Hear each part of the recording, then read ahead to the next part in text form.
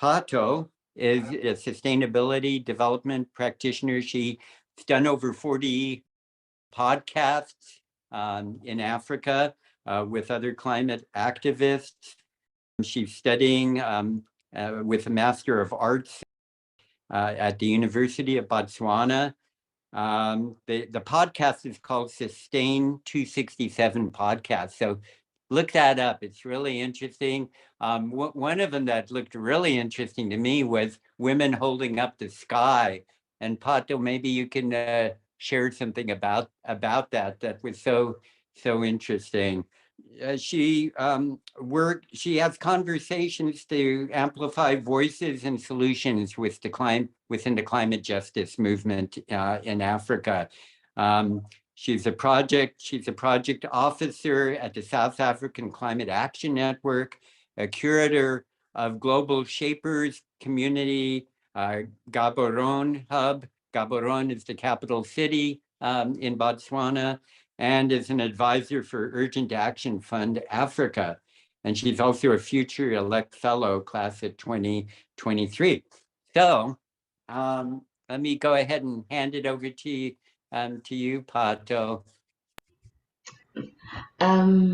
So hello, everyone. Thank you so much for inviting me. Thank you so much for having me. Ditto to what Barak said. But on the Okavango Delta, that might not be around for much longer.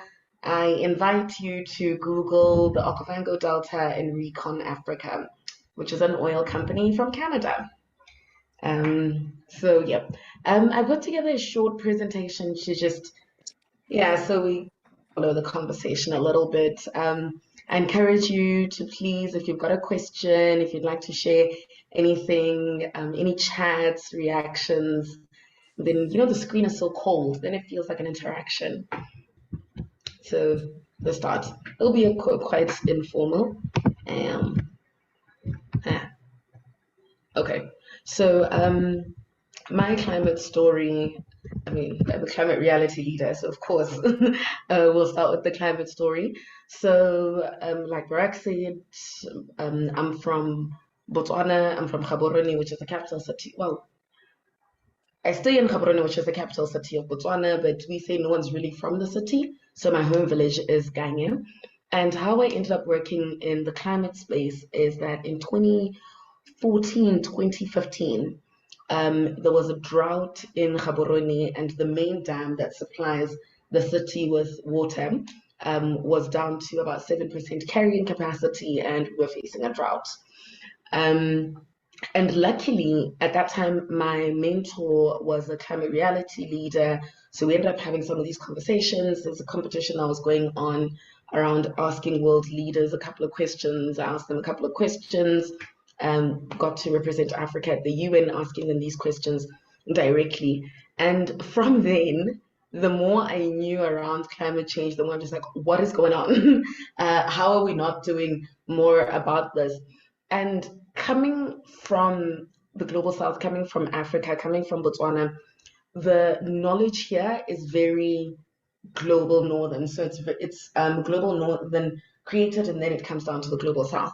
So up to now, when people say climate change or global warming, it's polar bears, it's Arctics, it's the disappearing Amazon, places that I'd never ever seen. And because of that, there was almost that disconnect. And then the more that I knew about that, then I began to understand the connection between.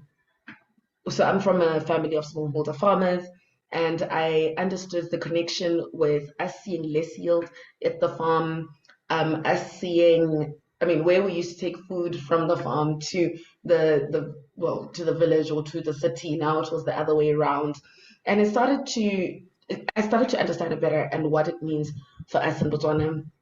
And that's when I was like, how are we not doing more? How do we do more? This was right here in front of us. And then 4 years now, I pivoted careers to start doing, I've been a climate activist for about 7 years. So now I was like, okay, I'm also going to do this professionally to just see how much we can do, because we need to do more. We need to do more. And that's me here now trying to do a little bit more. Um, so this is some of my work. Barak shared some of it. So I work within the climate justice space. So it's more of beyond climate action. We then need to bring in a justice angle to it. Not all climate action is good for people. How do we ensure that it's just for not only the people, the communities, the animals, and everyone involved? And then last year, I was part of the Botswana government delegation for COP27, founder of Sustain 267, and I host the Sustain 267 podcast. And the idea with the Sustain 267 podcast is to platform African voices. So African voices, African solutions, and the way that climate change is manifesting on the continent, so we can also begin to find solutions for ourselves in that capacity. And yeah, the other stuff was mentioned, so that's fine. And then I'm also part of the Global Shapers, which is how we got connected. Thanks for reaching out, Rachel. So the Global Shapers community is what you can call the youth initiative of the World Economic Forum, informally. So it's hubs of young people across the world. So there are 523 hubs. Most of them are based in cities. In 155 countries, and there are nearly 10,500 active shapers. I want to say about nearly 2,000 alumni, and usually it's young people who are already who are already acting to improve their communities and acting in different capacities. Then it's the thing of coming together to try and act together to do more, do better for our community. And then to briefly touch on the World Economic Forum, this you can literally find on Google, so I won't spend time on it. But the theme this year was cooperation in a fragmented world, and it was the 53rd. It was the 53rd meeting with 2,500 leaders, trying to bring in everyone from government to business to civil society. There was also a stronger presence of indigenous people this year, and the idea with it is to create a platform for all of these sectors to come together, co-create solutions, address the most pressing challenges, and act together. But if you you can really Google. I probably won't bring in anything new there in terms of what the World Economic Forum was. And then how I got to Davos is that every year there is so through being a part of the community, there are certain opportunities that the World Economic Forum will extend to as global shapers. So there's an annual application when Davos is being planned for global shapers to apply. You send in a 1-minute video highlighting maybe your work, how you would use that platform should you be selected. And from all those applicants, they select 50 people. And I was lucky enough to be one of them. And then in the picture there is some of the people that I met. I mean, the most brilliant young people. One of the guys there in the back, he literally works on space projects, and it's just amazing young people. So over here is the list of the key items that they would look at when they were selecting the Davos 50 delegation. So they had energy and food crisis in the context of new systems. They had high inflation, low growth, high debt economy, current industrial headwinds, current social vulnerabilities, and current geopolitical risks. So there's also a report that actually I should share this. There's also a report that was put out just before Davos, which kind of brings into context where we're seeing most of the threats and the like. I mean, it's interesting to take a look at, and yeah. So I was lucky enough to be on a panel with Idris Alba on food systems. So that was quite fun. But my key takeaways from my time at Davos, firstly, snow is cold. It was very cold. It was extremely cold. I am from Botswana. We are mostly desert. I'd never seen snow in my life, and it was just really cold. So that's my first takeaway. Just it's cold. And then, oh, okay, a bit of a typo there. But the second thing as well, so even as I applied, when I did get accepted, I do a lot of work within civil society, and we all know that the WEF space does have a reputation of its billionaires coming together on private jets. It does not have the most positive reputation, so to speak. So working in civil society, it's a thing of coming into the space. What do we bring in? What do I bring in? How do we have these conversations? Do we even go to such spaces? And one thing I concluded was that we can't afford to not show up to those spaces because, as someone said during the conference, WEF is one of the biggest concentrate. I don't know if they said one of or the biggest, the concentration of wealth and power that happens in the world. So decisions will be made with or without us. Conversations will happen with or without our influence. Just like COP, there have sometimes been pushes to boycott COP, but it's a thing of whether you show up or not. These things are still going to happen. How do you ensure that when they happen, you're able to at least ensure that they're moving in a direction that's positive and not profit driven? Another thing, I was impressed at how big a topic environmental sustainability was for private businesses, but I was also worried that the motivation behind it is that it makes business sense, so it makes economic sense. Um, and the basis for that is that there's a lot of things that make economic sense, which we shouldn't do. Um, so with that, it's also understanding that we as civil society, as faith-based organizations who are driven by not just profits, need to be there to ensure that, we try and channel the conversation not only for it to make business sense, but also for it to make sense morally, for it to make sense ethically, and just, yeah, people. And acknowledging that we are the outsourced moral compass of private business. My other takeaway was how do we ensure we are part of those conversations so that we maximize influence? So within that room, within certain spaces where activists, we do always, we're quite fired up, we're passionate, but also how do we ensure that we don't get into the room and it's just like it's a fight and that's nothing moves forward? How do we use those platforms? How do we use those platforms to again influence? That way, what kind of tactics do you use? What kind of conversations? How do you guide those conversations? And then my other takeaway is that business is organized. I mean, the private sector is really, really organized. They come together, they know they're here for profit, and they move, they're organizing, and it's it's a wonder to see just the level of, even just the efficiency of the World Economic Forum, and the planning. Nothing started late, everything started on time. And I found myself craving that level of efficiency and organization within civil society, within climate justice organizing, within climate action advocacy. The last two, advocacy and activism matters.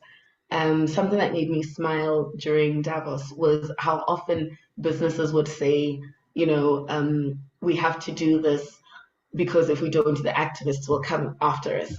So the activists, they'll get dragged on Twitter, all of that, people will call them out. So if you're in the habit of calling out bad actors, it is working. We don't know how much it's working, but a needle is kind of shifting a little bit.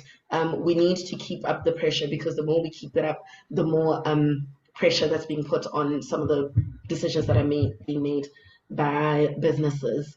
And then the last one was just, there are some young people are acting.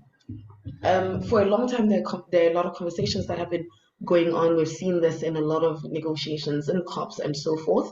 A lot of processes have been put in place, and a lot of young people feel like not enough action is happening. And you get a lot of young people who are acting as young as 18 years old, as 25, 30, 35-year-olds, 35 as the oldest you can be considered youth.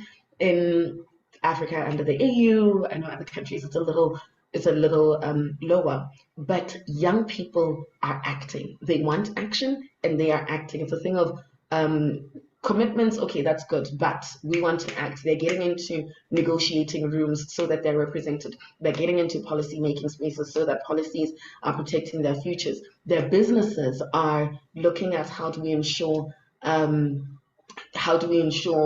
environmental sustainability. There are activists. Just yesterday in South Africa, I think there was an address by a minister who hasn't been too the biggest fan of clean energy, and young people came in during his address to say, listen, young activists came in to demand action because really it's our future at risk. So before I go into what we can do, I wanted to put up this as a call to action. I wanted to put up this quote from Wangari Maathai. Tomorrow is International Women's Day, so might as well start it off with a quote by a brilliant ecofeminist environmentalist. And she said, in the course of history, there comes a time when humanity is called to shift to a new level of consciousness, to reach a higher moral ground, a time when we have to shed our fear and give hope to each other, and that time is now.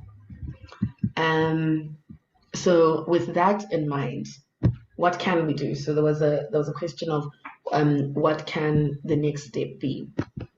I think as we advocate for as faith leaders, you have quite a bit of influence, and as you advocate for climate action, I think it's important to also take into consideration the people and justice. So not all climate action is climate justice. So an example of that is currently with carbon credits, we're seeing a lot of tree planting and the like on the continent, but it's being done by foreign entities that are buying land under the table or whatever, and they're displacing communities. Is planting trees climate action? Yes. But how just is it for those people who are then displaced from their homes of many, many years? So in as much as we want to say center the planet, center the environment, we also have to center the people. In my culture and across most of the continent, we believe that people and the environment are more or less one. You protect the people, you protect the environment. You can't protect the people by harming the environment. So look at how do we center people? How do we center justice? How do we center humanity? And as much as we center the planet and the environment, and then still in the same vein, solidarity. There's a line that I got from Island States during the People's Plenary, and the line which really spoke to me was that we will be the first, but we won't be the last. And this speaks to Global South, which according to Sub-Saharan Africa, which according to IPCC will be one of the worst affected areas, but also island states, which are looking at completely disappearing. As America, because you're a developed country, you're a bit more resilient towards climate change. You've got more resources to build those resilience structures. You've got a bit more resources to help you adapt, and we unfortunately are not in the same position. And thus we will be the first to be hurt. Our lives possibly will be the first to go. Our homes will be the first, but it won't only end on the continent. And with that in mind, how do you in your work ensure that you extend solidarity to those whose problems aren't as platformed? How do you ensure that I think Vanuatu recently had a few cyclones and they are going through it. Knowing that from your position of power and your access to certain structures, how are you advancing the voice of those who are a bit more vulnerable? How are you sharing stories and resources? And the call there would be, look at how do you share those stories? How do you share resources? in certain places, just, I mean, even for this, I had shared that, okay, sometimes we've got good electricity, but sometimes it'll go off for a bit or the Wi-Fi isn't as stable, and then you have to get data to jump on certain calls and so forth. How do you ensure that you're bringing everyone along? I've been on that point too long. The last two, policy. Policy is very important.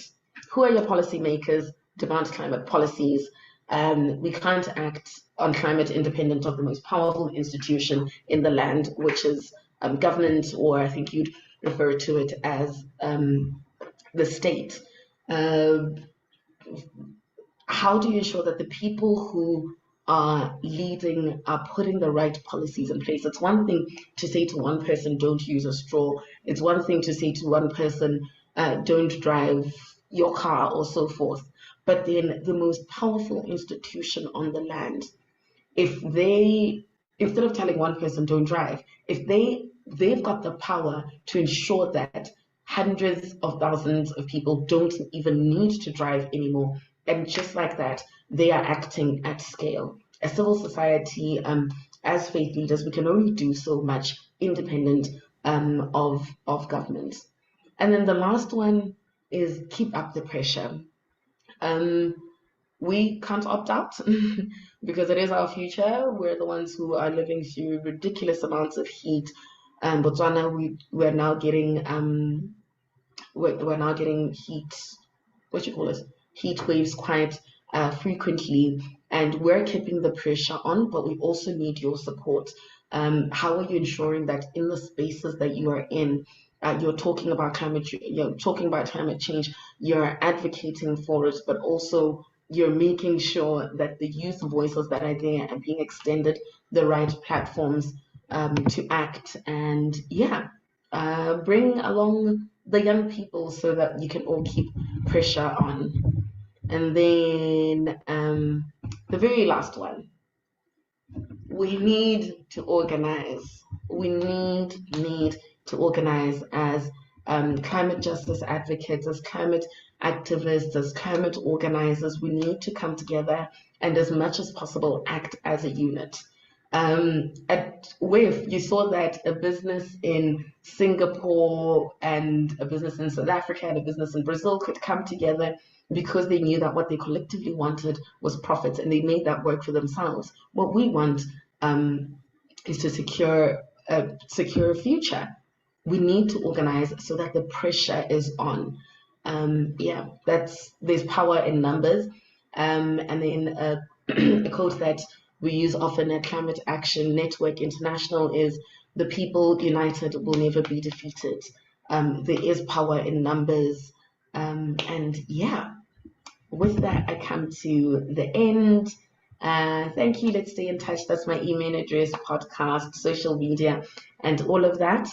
And then, on the Patreon, in the chat, I just shared, as you were talking about books, I shared a reading list that we did last year on environmental books by African authors. Please do read them. There's some for kids in there. Buy some for your kids and your grandkids. And that's it for me. And so in terms of how I express myself in communication, so my journey within the space began when I knew more. It wasn't even when I knew that these degrees and things that connected with me were things like knowing that now whenever I drive to our home village, then you need to bring extra food, or you need to bring these extra supplements for the animals because of the drought. We just used to open a crawl and they go out, and then later they come back, and then we've got food, and that wasn't happening anymore. So the idea behind most of my work is knowledge packaging and communicating, because I believe we can't solve a problem if we don't know it exists.